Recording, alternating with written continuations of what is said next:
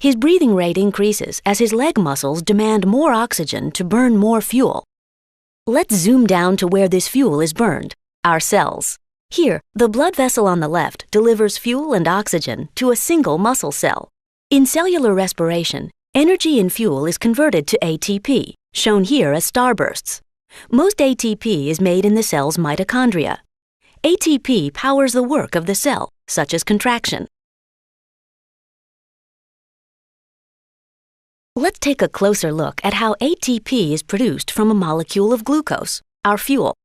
Only the carbon skeleton is shown to keep things simple. The first step is called glycolysis, and it takes place outside the mitochondria. To begin the process, some energy has to be invested. Next, the molecule is split in half. Now, the molecule NAD+, an electron carrier, picks up electrons and hydrogen atoms from the carbon molecule, becoming NADH. Keep track of the electron carriers. They play an important role by transporting electrons to reactions in the mitochondria. In the final steps of glycolysis, some ATP is produced, but not much.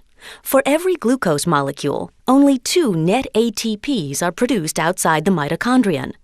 However, glycolysis has produced pyruvic acid, which still has a lot of energy available. Let's follow this pyruvic acid molecule into a mitochondrion to see where most of the energy is extracted. As the molecule enters the mitochondrion, 1 carbon is removed, forming carbon dioxide as a byproduct. Electrons are stripped, forming NADH. Coenzyme A attaches to the 2-carbon fragment, forming acetyl-CoA. Coenzyme A is removed, and the remaining 2-carbon skeleton is attached to an existing 4-carbon molecule that serves as the starting point for the citric acid cycle. The new 6-carbon chain is partially broken down, releasing carbon dioxide. Several electrons are captured by electron carriers, and more carbon dioxide is released. The carbon dioxide that you exhale comes from the reactions of cellular respiration.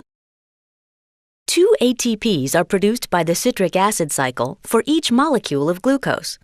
At this point, only a small number of ATPs have been produced. However, more energy is available in the electrons that are being transported by electron carriers. While the citric acid cycle starts another round, let's follow an electron carrier to the next step in the process. Electron carriers such as NADH deliver their electrons to an electron transport chain embedded in the inner membrane of the mitochondrion. The chain consists of a series of electron carriers, most of which are proteins that exist in large complexes. Electrons are transferred from one electron carrier to the next in the electron transport chain. Let's take a closer look at the path electrons take through the chain. As electrons move along each step of the chain, they give up a bit of energy. The oxygen you breathe pulls electrons from the transport chain, and water is formed as a byproduct. The energy released by electrons is used to pump hydrogen ions, the blue balls, across the inner membrane of the mitochondrion, creating an area of high hydrogen ion concentration. Hydrogen ions flow back across the membrane through a turbine. Much like water through a dam, the flow of hydrogen ions spins the turbine, which activates the production of ATP. These spinning turbines in your cells produce most of the ATP that is generated from the food you eat. The process you've just observed, cellular respiration, generates 10 million ATPs per second in just one cell. That ATP can power a biker up the trail, or it can power your brain cells as